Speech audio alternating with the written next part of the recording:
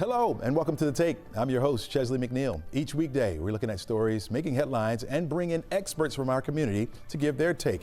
Here's a look back at some of the top takes from this week and how those in the know are seeing those stories that impact you. Mapleton is Georgia's newest city since 2022. Over the weekend, the city's mayor had a chance to show the nation's other mayors what Mapleton is all about. With us this morning is Mayor Michael Owens of the city of Mapleton to talk about his experience at the annual U.S. Conference of Mayors down there in Tampa. Mayor Owens, welcome to the show. Hey, good morning, Chesley. How are you, sir? Doing pretty good. Tell us what it felt like to arrive at the conference.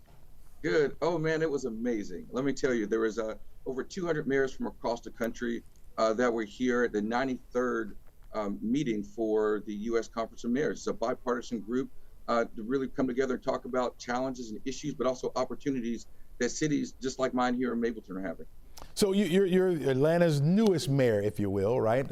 Maybe as you guys have just come into taking shape in Georgia, and how does the other mayors view you as like a youngster? Oh, first of all, in Atlanta metro area, we've had our share of new cities over the years, but in many parts of the country, new cities just don't happen. So I'm a bit of an anomaly, but this is my actually third time going to the conference, and it's just been amazing. Mayors from across the country, from Los Angeles to San Diego to Chicago, and small towns all over, have really kind of embraced me and what we're doing in Mapleton. And I'll tell you what, Chesley, they are following the activity that's going on. They're following the growth of our city. And it's also, it's also funny to see that cities that have been in place for 100 years have the same challenge that we have in the city that's been in place for 2 years. When it comes to housing, issues specifically around affordable housing, transportation, jobs, what's happening with immigration. These are things that we all share, no matter how new or old a city is. Talk to me, you talk about just sharing. Talk to me about what you share with those guys coming from Mapleton. Sure. Well, I get to bring a different perspective from this. As a new mayor of a new city, we have to dive into every single element of what cityhood truly is and the challenges that we've gone through, as you know, through court battles and Supreme Court, but also just the idea of being able to stand up things completely new. From our planning and zoning, our code enforcement department, these are all things that are net new. So as a new city, we get an opportunity to be nimble. We get to also learn from a lot of those new cities. So every single day, I've got a mayor pulling me aside and going, hey, Mayor, think about this, or here's how we handle this issue. So, it really makes the challenge of us starting a new city much easier when you have, literally a network of mayors across the country that I can call on. Hey, I've got their cell number.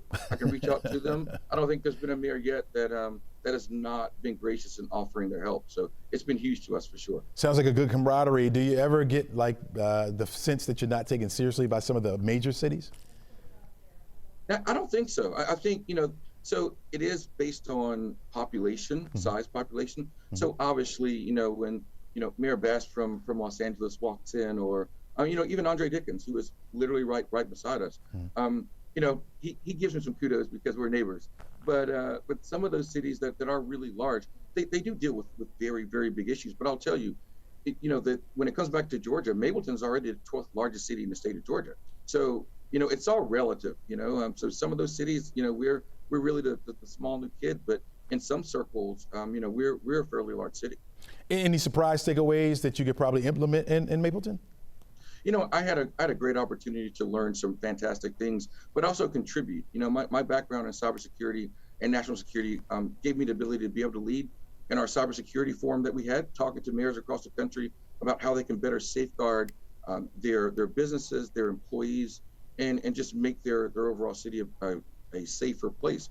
But I was also able to learn new technologies like drone technologies that are coming out. I had the opportunity to talk to members of the U.S. Congress to talk about housing and how important it is to ensure that everyone can afford housing. So those are some of the things we were able to take away. New technologies are always on the forefront.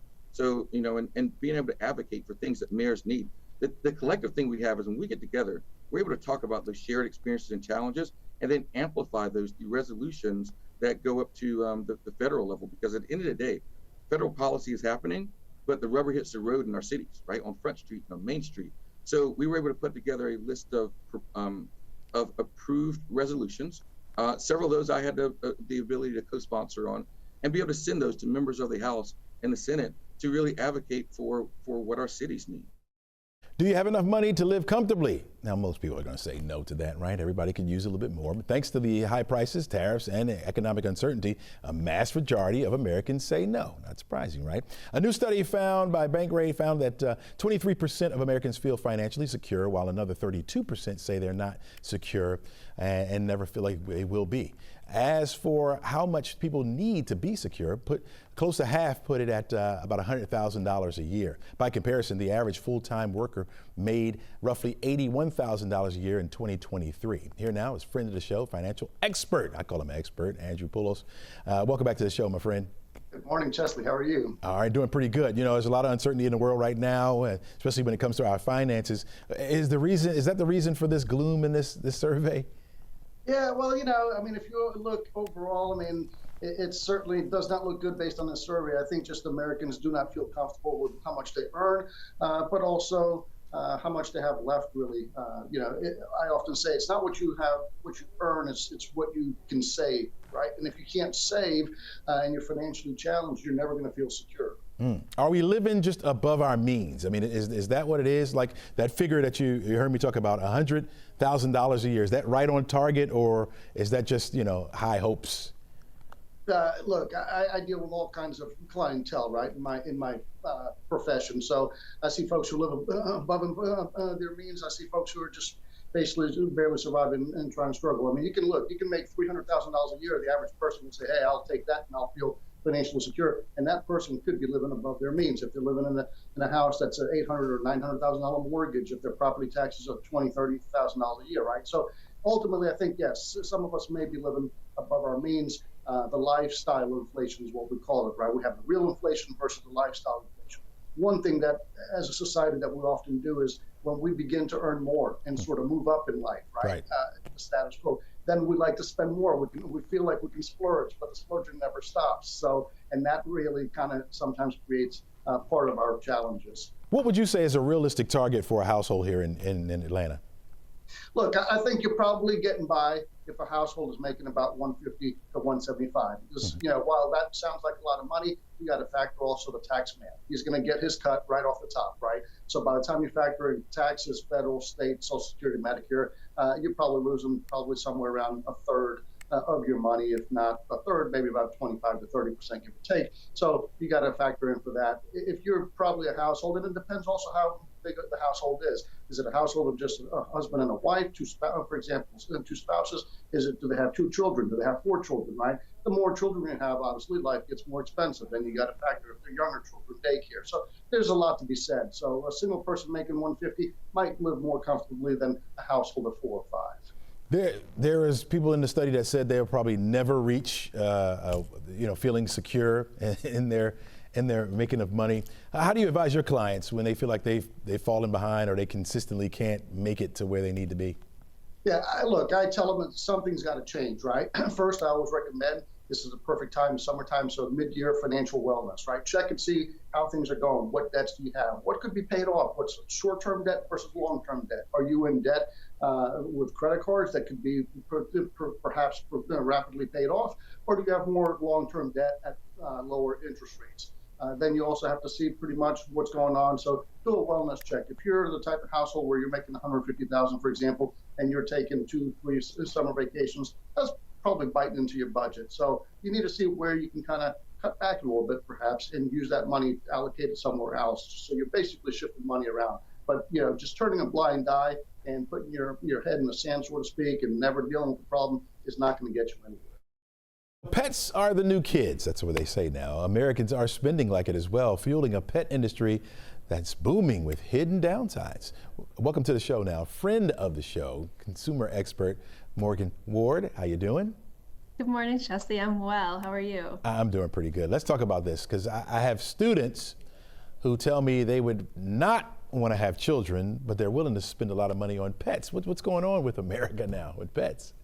No, that's absolutely what's happening. Gen Z is having fewer kids, but we're still caretaking creatures. So instead of having children, we're buying pets at record numbers and spending tons of money on them. All the money we would have spent on our kids, we're spending on pets. Now, what's up with that? I mean, because it used to be, I guess it's becoming very, very expensive to have a pet, right? You got to take out insurance, you got healthier options for food, all these things. If you go away, you gotta pay to put them up at a shelter, that kind of thing. So are we not seeing the cost here, or is it just our love for animals? I think it's our desire to really take care of something as we normally would with a baby, or we would have in the past with a baby. And this is beyond just the kind of typical stuff you would do for a pet. I mean, we have pet boutiques opening, luxury pet clothing. I saw pet therapy. So when your pet is really stressed about something, gourmet food, as you mentioned. So they've really expanded out of just kind of grooming and caretaking services. So really, I mean, big opportunity for retailers, but also a real change in consumers. All right. This next topic here, I'm very interested in as well. It says money disputes are overspending, and saving habits remain one of the biggest stressors in relationships, but they don't have to be. Well, it is one of the #1 reasons that people end relationships is over money. And it turns out that people tend to be attracted to others that have very different spending styles. So we've got the spendthrifts and we have tightwads. And so essentially what the issue is they just have really different ways that they want to spend money, and it causes a lot of strife in relationships. Yeah. It causes a lot of breakups. I do understand that, right? And so I guess finding somebody who wants to spend like you is probably better, or is the opposite attract? Yeah, compatibility is actually better in this domain. So agreeing in the way that you'd like to spend money, because actually for spendthrifts, they enjoy spending money sort of without thinking in advance, so in a fun way. But tightwads feel real physical and emotional pain when they have to spend money that they weren't planning to spend. So, it really causes a lot of trauma in relationships. And actually, one thing that happens is there's a lot of hiding of financials. Absolutely. Now since you're talking about spending, you're finding out that in-store music can shape how you spend money and how long you stay indoors? Yep, you actually mentioned it last week, and I thought this is a great and important topic. But yes, one of the ways that we are unaware that we are being influenced in retail stores is through music, and there's lots of other ones as well. But higher tempo music causes us to feel and rationalize less when we're making decisions. So it sort of speeds us through the shopping process, so to speak. All right, Atlanta is taking center stage in tackling America's skilled labor force shortage with a series of events this week, uniting youth and industry leaders and educators and influencers. And we're here to welcome one of those influencers to the show right now, TV host and Atlanta native, Ty Pennington. Welcome to the show, my friend.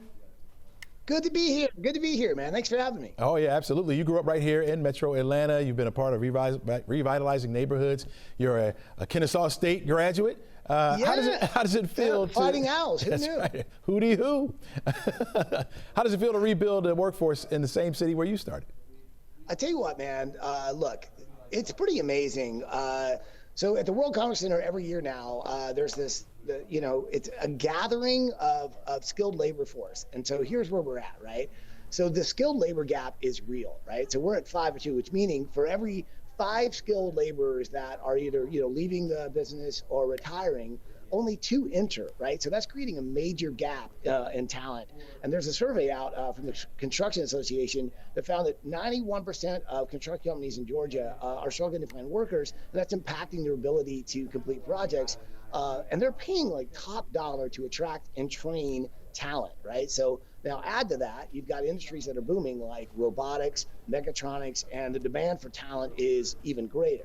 So I'm working with the Skilled Careers Coalition, which is focused on rebuilding the great American workforce, right? So here we are in Atlanta at the Skills USA National Skills Conference.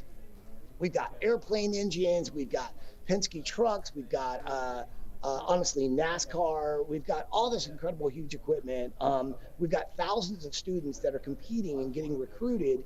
And I can tell you firsthand, there's a lot of skilled talent here, right? And so I'm sort of always buzzed because under one roof, not only do you have all these career opportunities, but you've got these young, hungry students that finally are seeing other options besides just college, 4 years, which is a lot of cash, or the military. But skilled trades, like learning a trade, like you're going to also learn other stuff when you're working on a project because you're going to be working with other tradesmen. So you're going to gain that knowledge. And it's so important because even for me, who, yes, I dabbled in other things, but I was always able to pick up a tool belt and show up on a job site. So I always had something to fall back on. And a skilled trade really is a great opportunity. So we're here. I'm working with also this YouTube channel thing with Skills Jam, right? So it tells the stories of these young students and their sort of career goals and the story of what they're going through and the competition and seeing these young people compete not only to build like a small house in 24 hours, but you're seeing sort of the next sheetrock stars. You know what I mean? And so I love it because we can all use a new B team or an A team, if you will, to get our projects done. So it's just a really cool thing. So we have this YouTube channel on a thing called Skills Jam, and last year we did it. We loved it, and so this year we're doing it again. And we're really doing some fun stories and showing these kids that are doing things like 3D printing, like really a chance to use their creativity, their imagination, and work with their hands. So it's something I'm really passionate about. And I think you guys should definitely come down next time and hear the excitement of these engines and these turbines and the sound of nail guns going. For me, it's like, exhilarating. You know, when you meet these students, what's one of the biggest misconceptions they have about working in these trades, and how do you flip that perception? Well, I think the biggest misconception is that being working in skilled trades is, it's blue collar, it's not flashy and bling, but look, you can write your own ticket. You got enough experience, you can start your own business. You could have several different crews, and the next thing you know, like you've owned your own company, so you're the boss.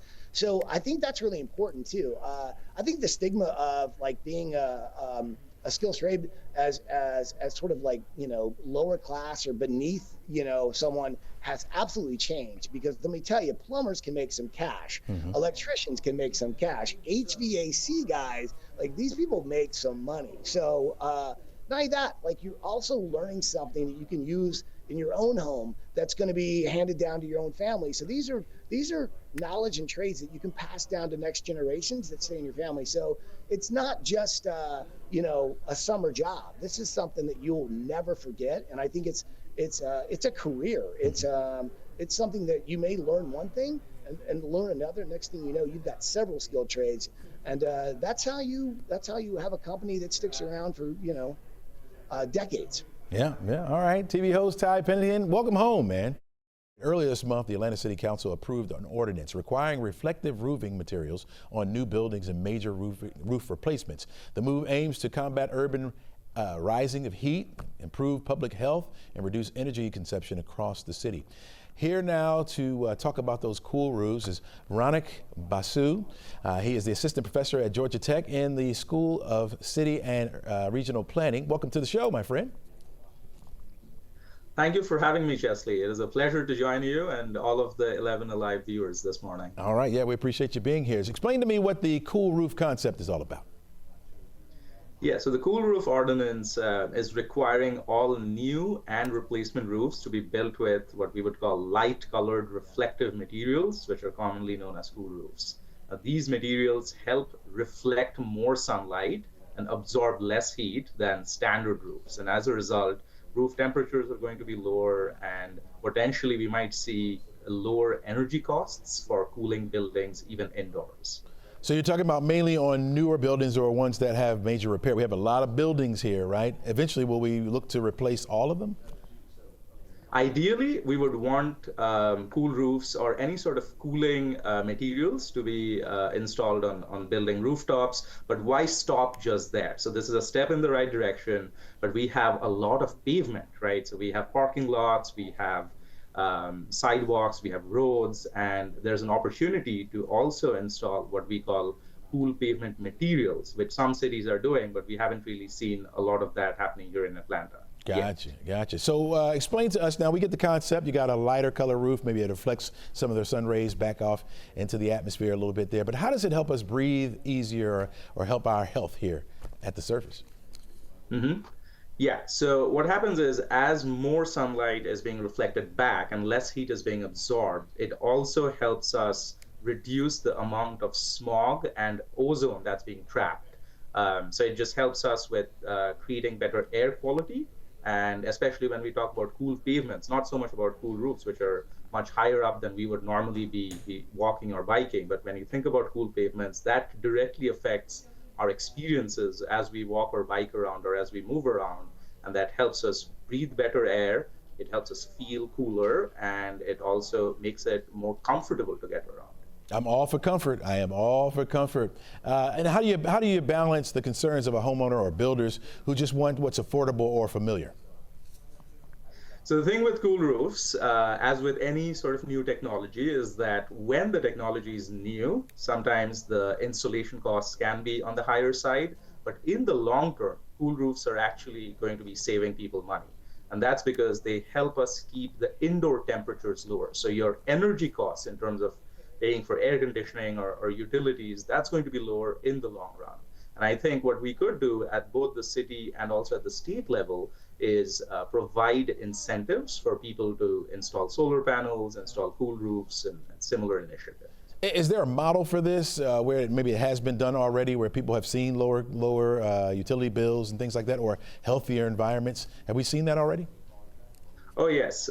Chicago is considered a pioneer. They adopted this in 2008 following a major heat wave. So we have over a decade of experience to draw from. There are other cities with hot climates such as Los Angeles or Scottsdale, Arizona, that have also been doing this. And on the East Coast, we are familiar with not just temperatures that are high, but also humidity, right? Places like New York City, Philadelphia, Baltimore, and now I'm very glad that Atlanta can also be counted in that list. We have to balance that what we call the heat index, or a combination of temperature and humidity. Right. And these are ways to get there. We're not the first, unfortunately, but we're certainly not going to be the last. And there's a wealth of experience out there that we can draw on. Do you expect this to spread throughout the metro area, not just it's being a downtown type of a situation? Ideally, we would want to look at building energy demand, so looking at buildings that are using up a lot of energy, and we'd want to target those, right? So we want to phase it out. We're not going to be able to tackle every single building all at once. So we want to look at the highest impact areas that would give us the greatest benefit. And also thinking about cool pavements, for instance, we want to be looking at corridors where you have a lot of people who are walking, biking, using public transportation, so who are out there and exposed to the elements. So we have to be looking at where are the people, which buildings are consuming the most energy, and if we target those areas and buildings, that's going to give us the biggest bang for our buck. Lastly, what would you say to those people that say this is kind of a small fix to maybe a bigger climate issue? I think that is certainly a fair point. The bigger climate issue requires all hands on deck, and we need to be looking at it from different perspectives. So what we are talking about right now is just from the perspective of building infrastructure. We have to be also thinking about our energy usage. We have to be thinking about transportation. That's the biggest contributor to greenhouse gases. We have to be thinking about how we move around. Several other what we would call urban systems that are all connected, that all affect our quality of life, public health outcomes, and we need these little initiatives that all come together. So there isn't going to be a single solution, there isn't a silver bullet out there, but collectively through multiple different initiatives and efforts, we can get. Autonomous vehicles can now get you around Atlanta. Uber and Waymo launched the cars for public use at no additional charge through the Uber app. But with any new technology, it comes with a lot of questions. Here to help us answer some of them questions is Camille Irving. She's Uber's Vice President of Operations. Camille, welcome to the show. Good morning. Good to see you. All right. Why do you feel that this is the right time to have Atlanta with these Waymo cars? Listen, autonomous technology is the future of mobility, and there's no city better than Atlanta to be the next stop for launching this technology, because Atlanta is always open to innovation, always open to new things. And I'm really excited to see Uber and Waymo partnered in this great city. All right, so I have the Uber app, right? I've Ubered before, but what happens Great. like when I open up my app, what triggers the actual change between a Waymo car and a regular driver? Yeah, good question. So the Waymo cars are on the road, and when you order an UberX or an Uber Comfort or a Comfort Electric, if a Waymo is the closest vehicle and most available vehicle, then you'll be matched with one. Now, do I have the option to say, hey, wait a minute?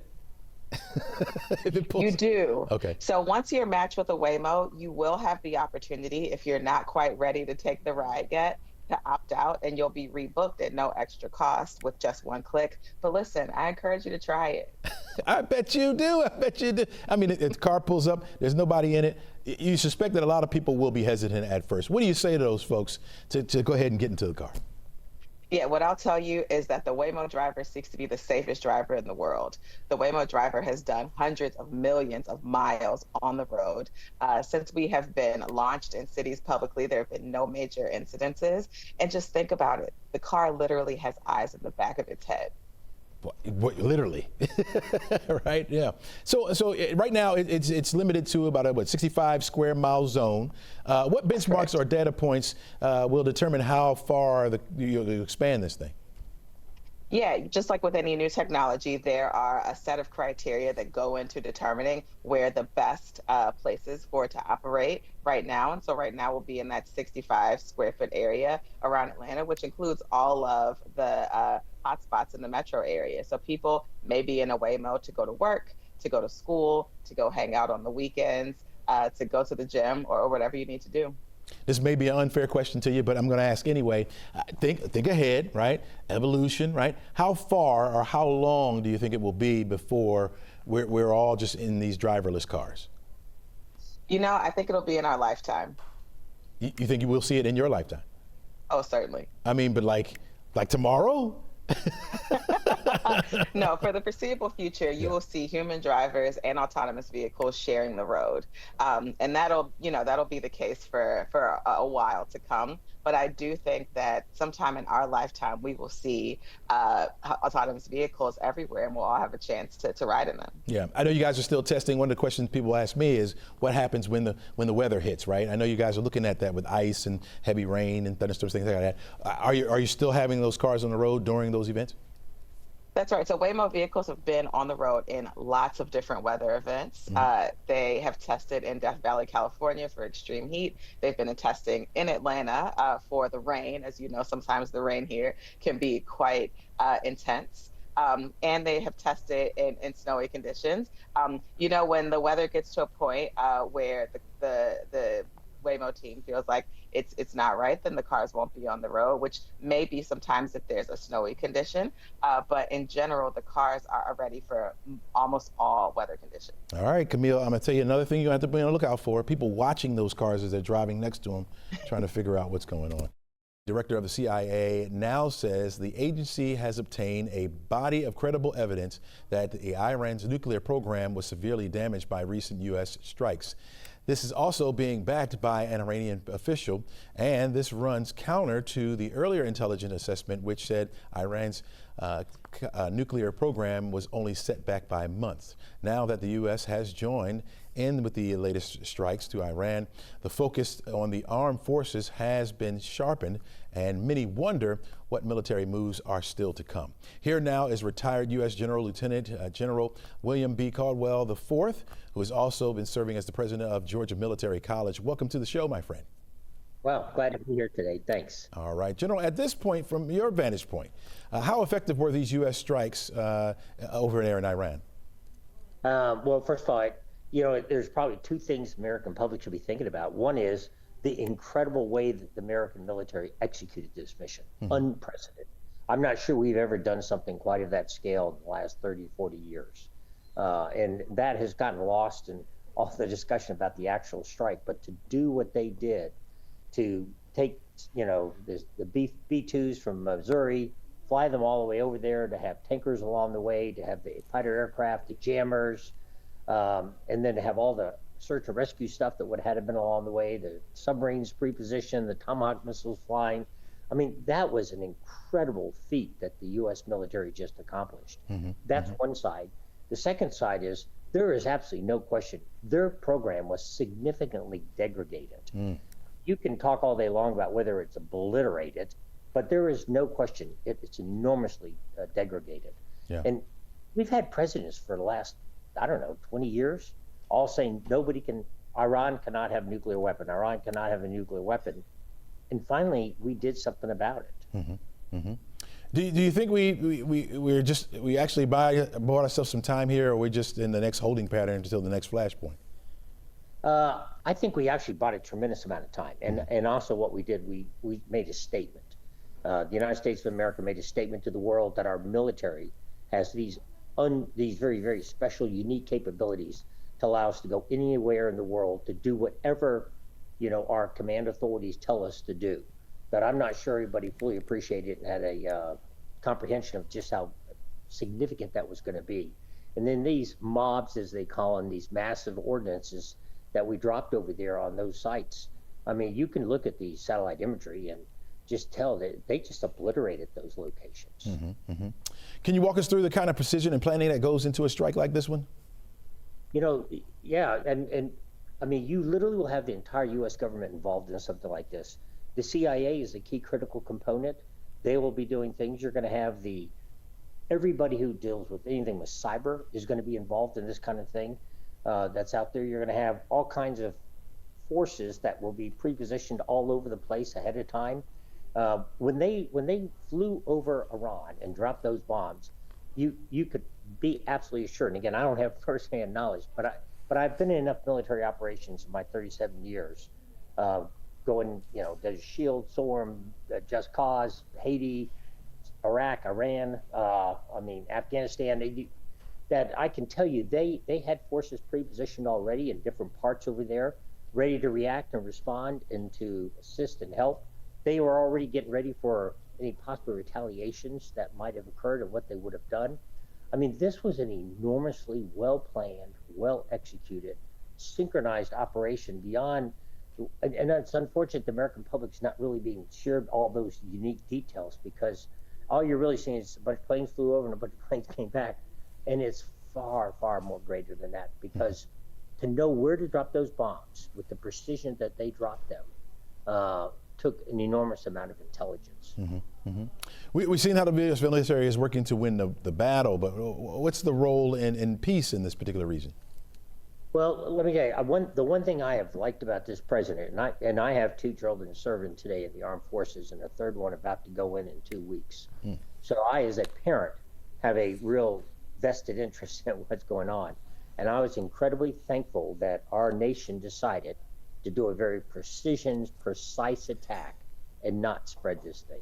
Mm-hmm. And I was pleased. Our president got carried away and talking about he wasn't pleased with Iran and Israel attacking each other when the 12-hour ceasefire started, and used some colorful language. But the point he was trying to make is we have the opportunity to stop now.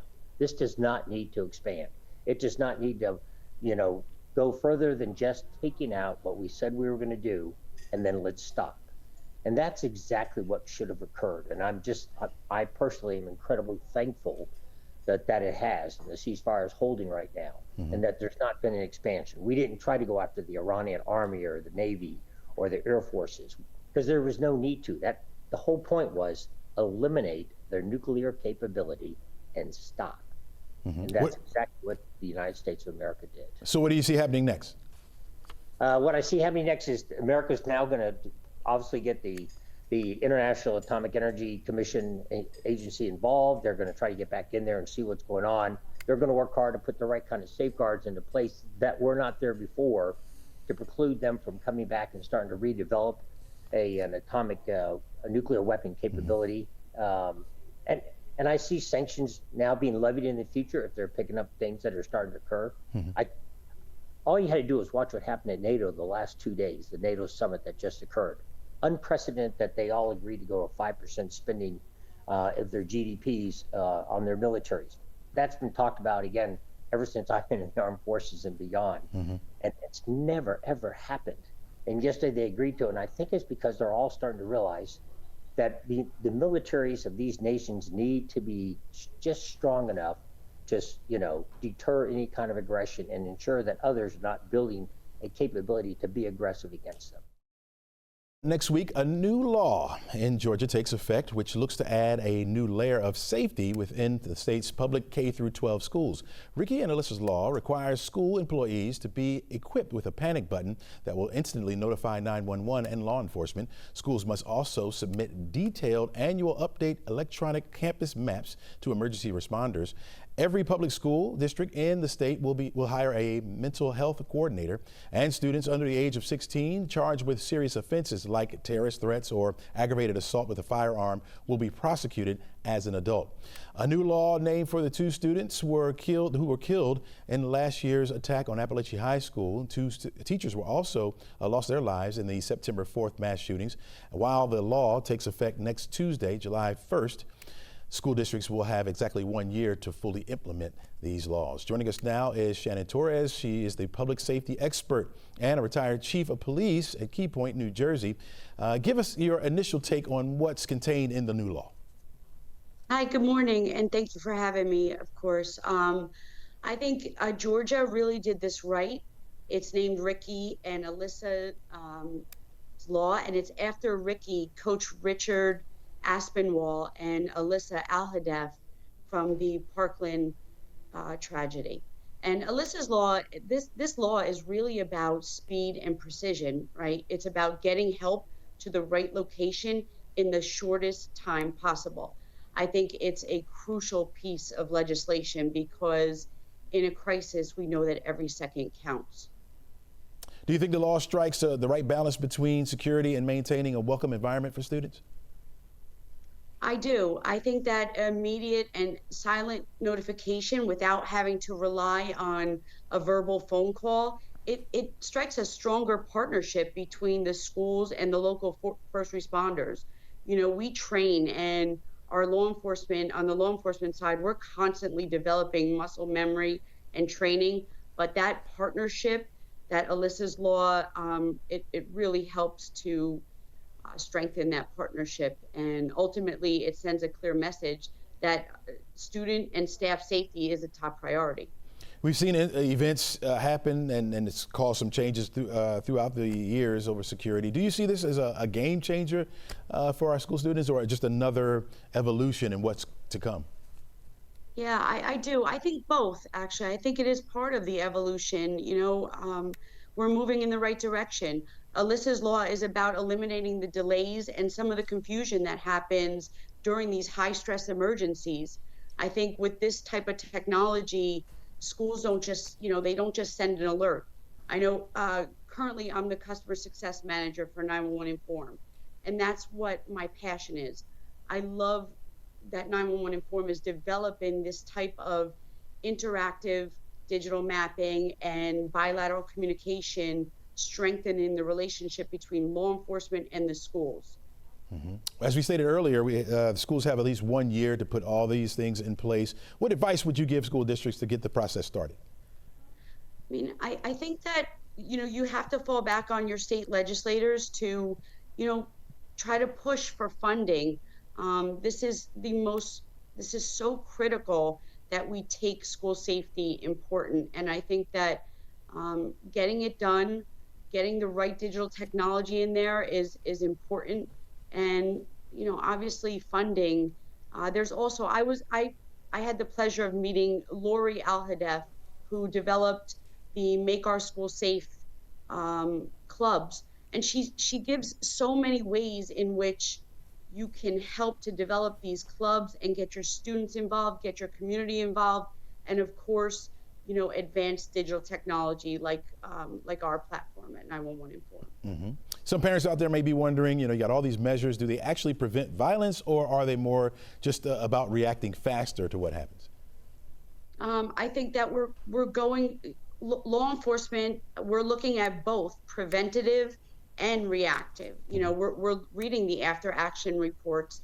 I mean, we're working with schools currently that successfully use these panic alert systems, not just for active shooter situations, but for medical emergencies, fights, everyday operational stuff. And yes, I do think they save lives because we know every second counts in a crisis. All right, this should be a good one right here. There's a new level of security that's being rolled out in some metro Atlanta communities. Autonomous robots is what we're talking about. They're increasingly being deployed in businesses, municipalities, and law enforcement to bolster public safety and deter crime. Here now with us is Fareed Al-Jarari. He's the CEO of Micropolis Robots. Welcome to the show. Hi, Chesley. How are you? I'm doing pretty good. And thank you for having me. We're calling you from Dubai, a little bit late here. Oh, absolutely. Fareed, now, how do you convince a community or a business that this technology enhances safety without crossing into surveillance outreach or overreach? Yeah, very good question, because actually we faced the same problem at the beginning here. People start to ask questions like questioning privacy issues. But the way we designed the technology, actually, we made sure we don't collect any private data. There's no facial recognition. It's just about behavior analysis and suspect matrix. It is a pretty good technology. It is a collaboration between machines and the human, actually. It's not a technology that depends completely on robots, but of course you still need the human on board. So from a business standpoint, what's the biggest value proposition that you pitch to property owners or sites that you or go to invest in these robot securities? Very good, because actually we started this project with Dubai Police. It was under the supervision of the HQ, Dubai Police HQ. So they told us exactly their challenges. What are the challenges exactly? For example, in high crime areas, those robots are very useful. For example, you don't deploy them just anywhere. I mean, you deploy them in places where you don't want really to send police forces, and where you want 24 hours of surveillance. Usually, you can't free up, the patrols officers just to go and survey 24 hours. Those are very expensive personnel. And you just free them up to do another kind of job like detective work or responding to incidents. But this is a technology where you can think about it. It is a camera on wheel with AI and like behavior analysis models. This is what the technology is all about. It's very useful, actually. We're testing it here in Dubai. The results are pretty good so far. So instead of a person walking around the grounds of a property, it would just be the robot rolling around with that camera on it, right? Yeah, exactly. Yes, it is it's an autonomous robot, actually, with a mission planner. Of course, you determine the mission from the beginning. It operates under supervision of experienced police forces. Actually, it is. Think about it like a patrol. A robot that drives like a patrol but thinks like a policeman. Gotcha. Very good for gated communities, high crime areas, for example. Even places where you want to deploy robots in remote areas, for example, which is hard for police to reach every day. It's very good technology. Yeah, gotcha. All right, there's a lot of talk about AI and some of the fears of biasness when it comes to facial recognition. How are you building in these safeguards to ensure that your robots don't reinforce the inequalities in policing or profiling? Actually, it is a technology. It doesn't deal with discrimination. It's about behavior.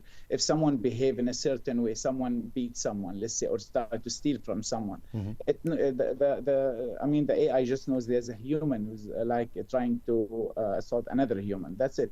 There's no issue with profiling at all. Yeah, it is not even close. Okay, all right. Atlanta's a big test market, right? Are there any lessons you learned from any local deployments that have shaped your national outlook on this technology? In Dubai, it is a little bit different. You see, Dubai is a safe city, okay, usually. They want to augment safety because, for example, the challenges in Dubai is, you are dealing with the 200 nationalities, 2.7 million tourists, like newcomers. This technology is really important because you can't just deploy technology randomly. The technology needs to do something useful for the police because otherwise it will be an extra cost. So the way Dubai Police, for example, think about it, they want to collect important data. Whenever something happens, they go back to it for more investigation. This is how it works in Dubai. Mm-hmm. I hope this same thing will happen in United States soon. Yeah, okay. All right, you said that you'll be working with human expertise, at least right now. Look, 5 years from now, do you see the robots working independently, away from the human team? They can just operate themselves?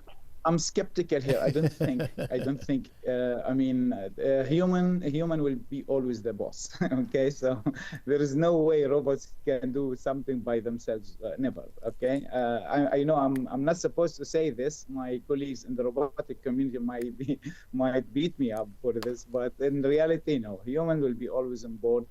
We just, robots, they meant to augment a human's operation, not actually replace it.